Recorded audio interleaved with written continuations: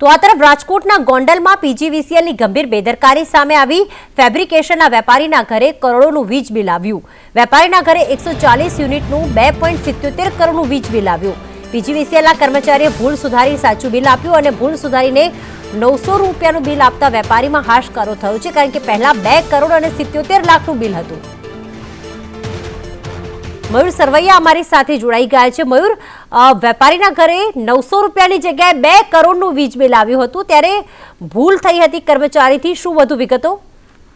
બિલકુલ, પીજીવીસીએલની ગોંડલમાં બેદરકારી જે છે સામે આવી છે। નાનજીભાઈ સાકરિયાના ઘરે, કે જેઓ ફેબ્રિકેશનના વેપારી છે, તેમનું અડધા બિલ એટલે કે કરોડો રૂપિયામાં લાઇટ બિલ આવતા તેમને પણ ચક્કર આવી પડી ગયા હતા, કારણ કે જે પ્રકારે ફેબ્રિકેશનના વેપારીને ઘરે કરોડો રૂપિયાનું બિલ આવતા ક્યાંક ને ક્યાંક અચંબો જે છે તે જોવા મળ્યો હતો।